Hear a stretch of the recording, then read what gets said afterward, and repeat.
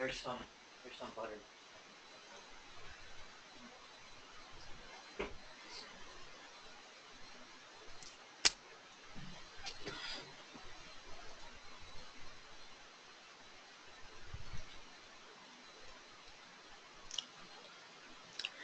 सर्वेभ्यः। अद्य विभक्तिवर्गे चतुर्विंशः पाठः, जून् मासस्य 25 दिनाङ्कः।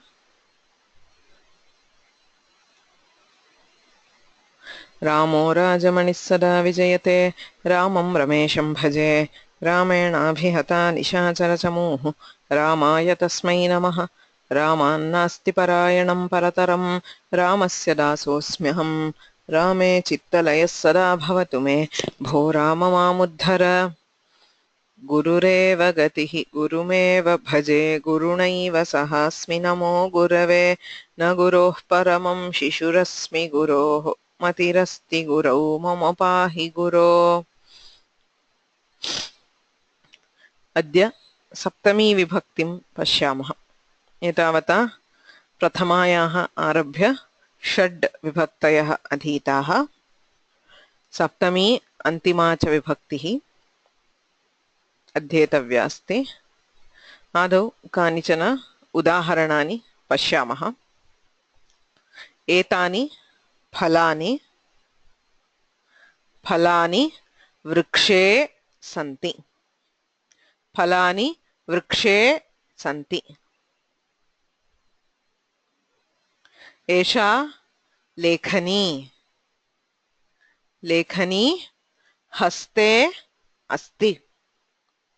लेखनी हस्ते अस्ति। एतत् कन्दुकं कन्दुकं पेटिकायाम् अस्ति। एषा पेटिका पेटिकायां कन्दुकम् अस्ति।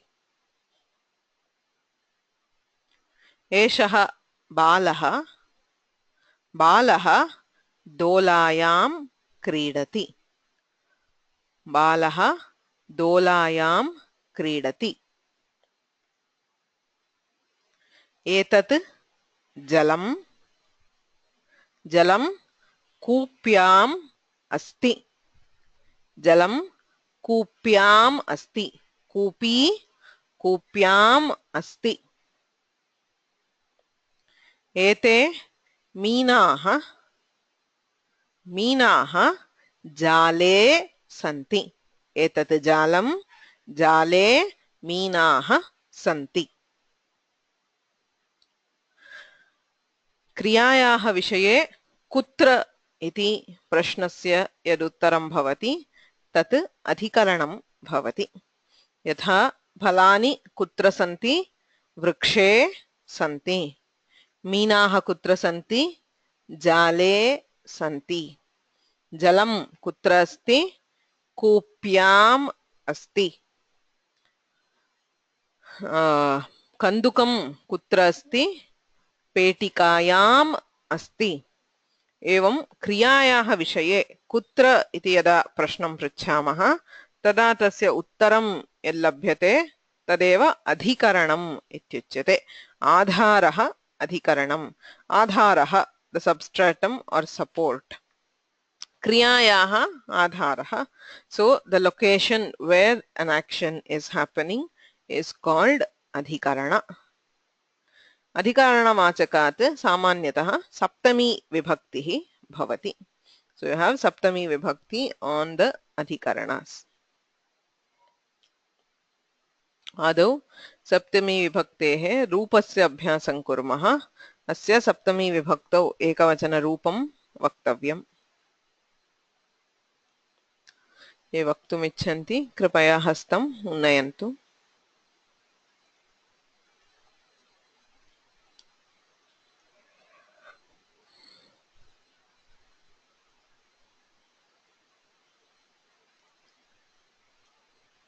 राव महोदय श्रूयते वा? श्रूयते। हस्तः हस्ते हस्तयोः हस्तेषु। एकवचनरूपेण अलम् इदानीम् अनन्तरम् अन्यानि वचनानि पश्यामः। पादे पादः पादे वृक्षः वृक्षे हम्म नेत्रं नेत्रे नेत्रं नेत्रे पुस्तकं पुस्तके हम्म मुखं मुखे धन्यवादाः। थैंक यू हरमंदर सिंह तुला तुलायां तुलायाम नौका नौकायां हम्म शाला शालायां पत्रिका पत्रिकायां शिला शिलायां सञ्चिका सञ्चिकायां सञ्चिका इति संचिका a file file thank you file or a folder yeah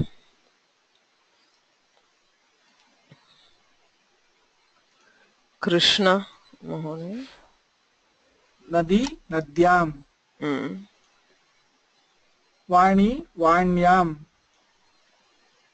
कर्तरी कर्तर्यां द्रोणी द्रोण्यां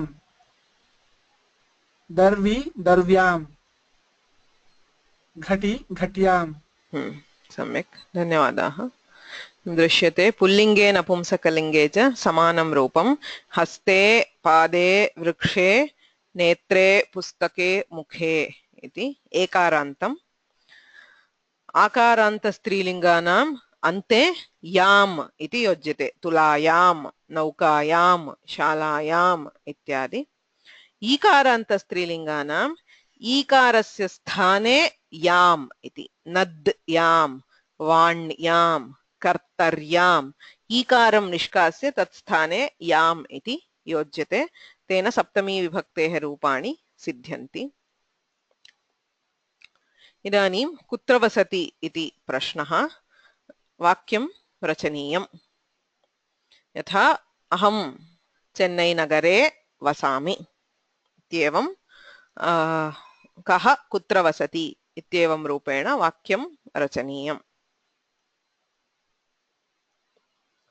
मलकोण्डय्य महोदय सुप्रभातम्। सुप्रभातम्।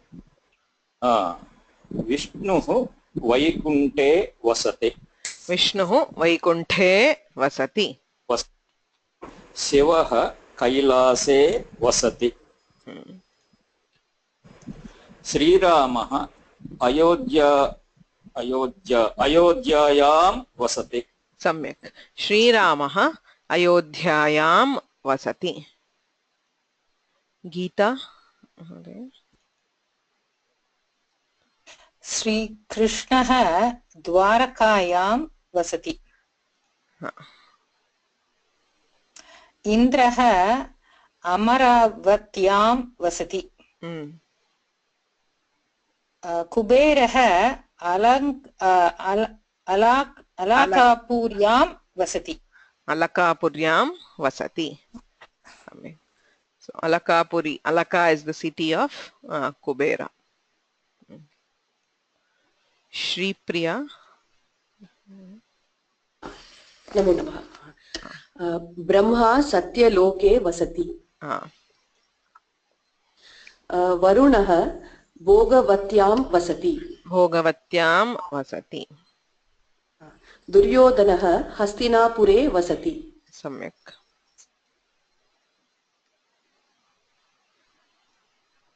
उमाशंकरी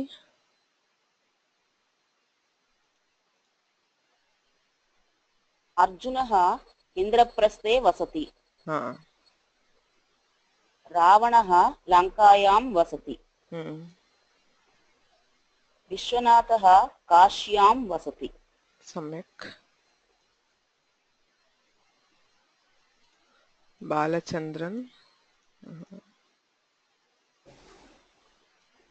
जगन्नाथः पुर्यां वसति। पुर्यां वसति। कंसः मथुरायां वसति। यशोदा गोकुले वसति। गोकुले वसति। शिवराम कुलकर्णी। नमो नमः। नमो नमः। जनकः मिथिलायां वसति। हाँ। भरतः नन्दिग्रामे वसति। राधा वृन्दावने वसति। सम्यक्। सो वासः, सो द अधिकरण इस् वेर् इति प्रश्नस्य उत्तरं सप्तमी विभक्तौ भवति। अलका इति नाम, so all these are names of places. So alaka means the the hair in at the front, but in this case it's the locks of hair, but in this case it is just the name of Kubera's city. अग्रिमः अभ्यासः कुत्र सन्ति, यथा इदानीं वृक्षाः कुत्र सन्ति इति वाक्येन वक्तव्यम्।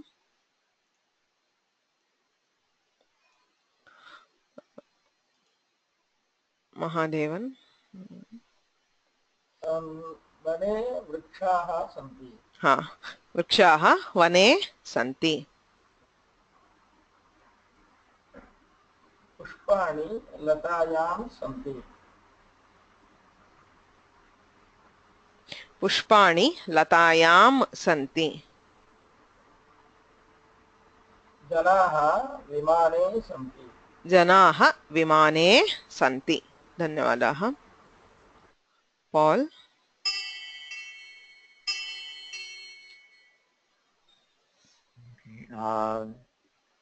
छात्राः शालायां सन्ति।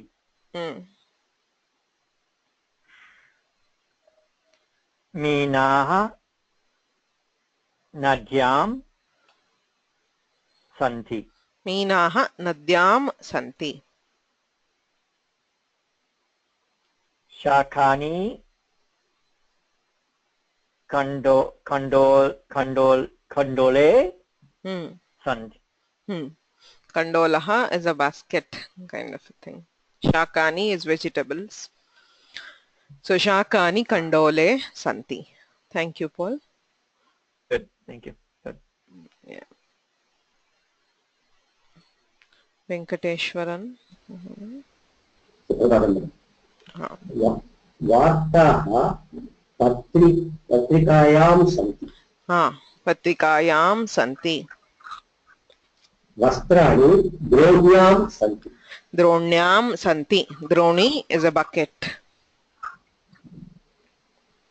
पुस्तकानि स्यूते सन्ति। स्यूते सन्ति। सम्यक्।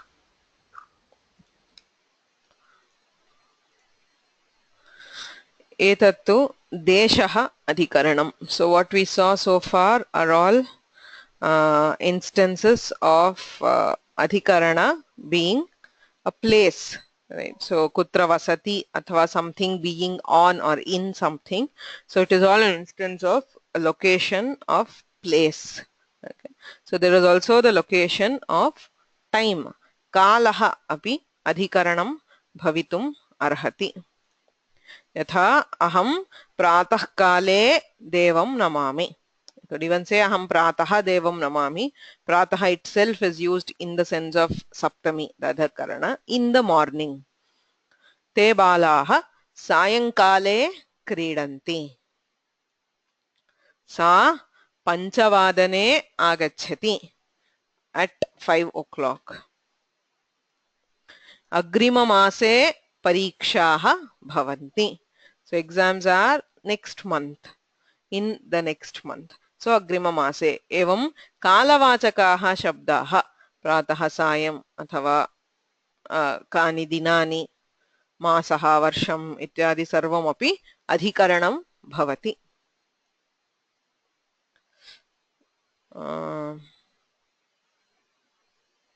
Ekam kshanam.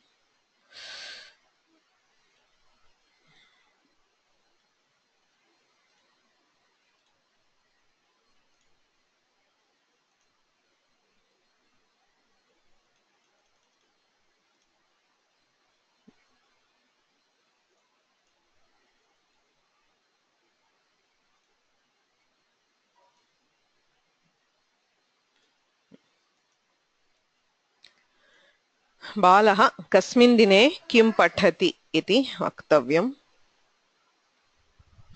Excuse me, just one moment please.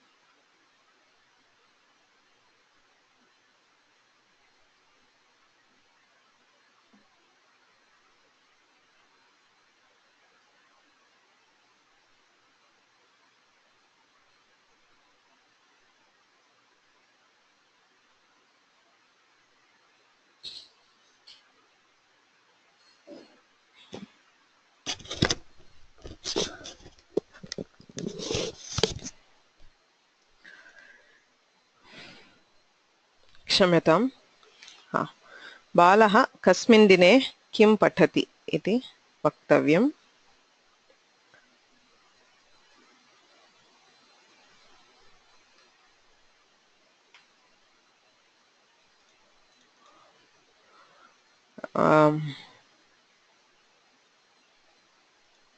Sridhar. नमस्ते मन्ये. वदतु. बालः सोमवासरे रामायणं पठति. सोमवासरे रामायणं पठति. बालः मंगलवासरे महाभारतं पठति. बालः बुधवासरे भगवद्गीतां पठति. सम्यक्. शारदा भगिनी.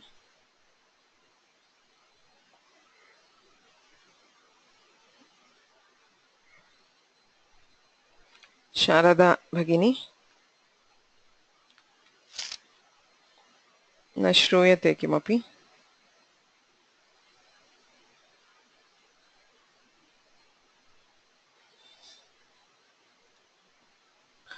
महादेवन. बालः गुरुवासरे भागवतं पठति. सः शुक्रवासरे सौन्दर्यलहरी पठति. सौन्दर्यलहरी. लहरीं पठति.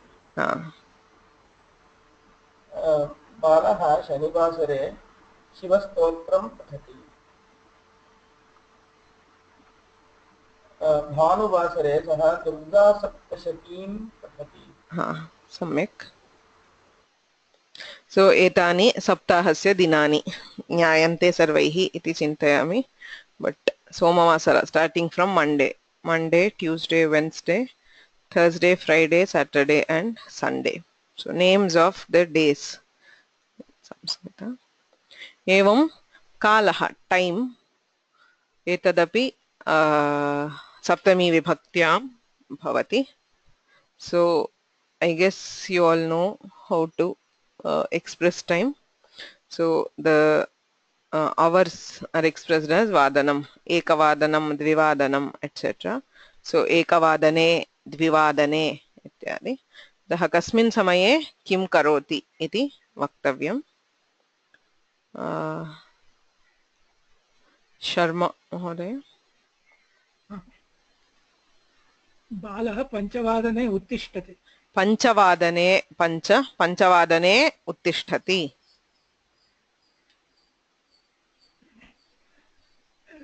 षष्ठवादने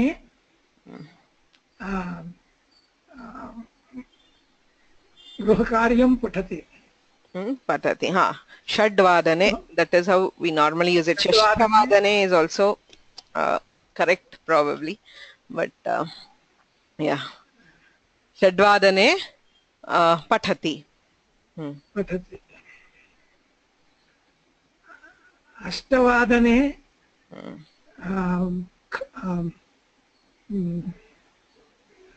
टिफिन खादति. अल्पाहारं खादति अथवा भोजनं खादति. रात्र्यां 10वादने निद्राति.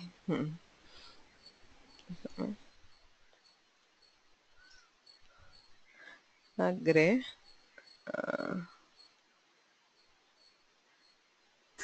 नमस्ते. शारदा. बालः 8:30 शालां गच्छति. सार्ध अष्टवादने.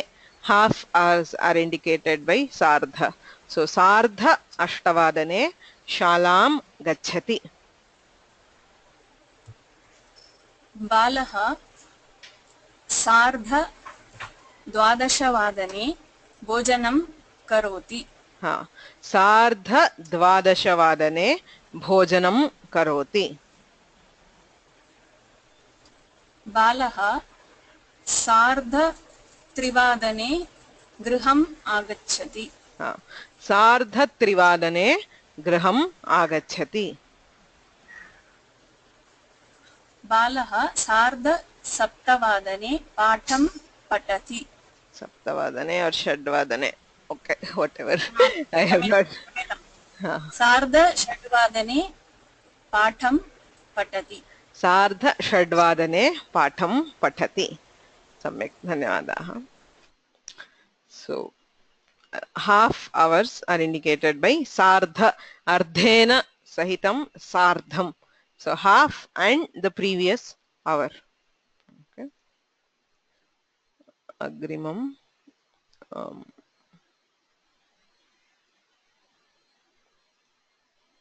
Sharada Gopalan. You have to unmute. Namaste.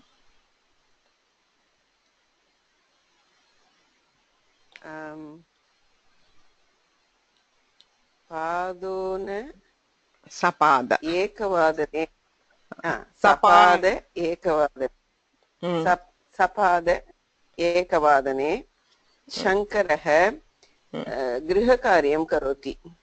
आगतः इति करो वाक्यं वदतु, चिन्ता नास्ति. कदा आगतः इति प्रश्नः. शङ्करः सपाद एकवादने. So quarter hour are indicated by sapada. Pada is quarter. So padena saha sapada. Sapada ekavadane Shankaraha agatah. Agatah. Girija sapada trivadane agata. Chaturvadane. Okay, chaturvadane. Sapada Chaturvadane. It's 4:15. So Sapada Chaturvadane agata. किंचित नेत्र उपाद अस्ति भगिनी. न चिन्ता नास्ति. मम वस्तुतः किञ्चित् कन्फ्यूसिङ्ग् अस्ति. मया अपि किञ्चित् लघु करणीयमासीत्. The hand, our hand should have been smaller. गौरी सपाद सप्तवादने आगता. गौरी सपाद सप्तवादने आगता.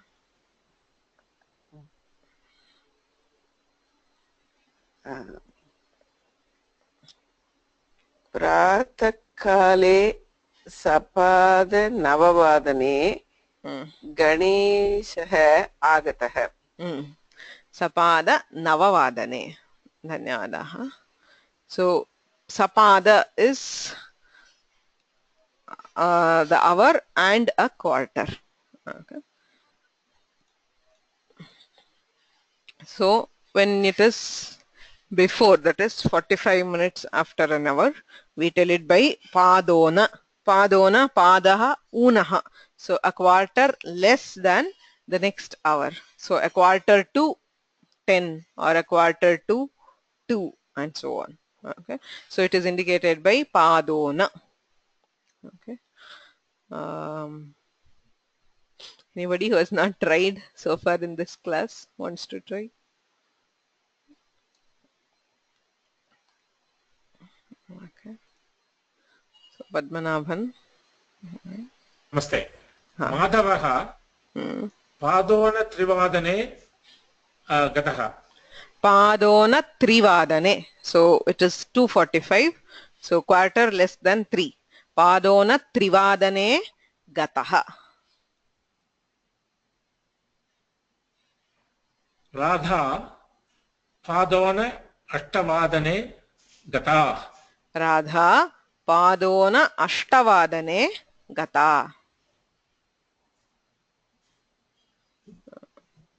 केशवः पादोन-षड्वादने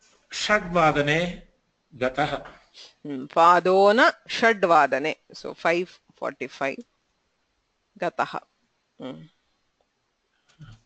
रुक्मिणी पादोन-दशवादने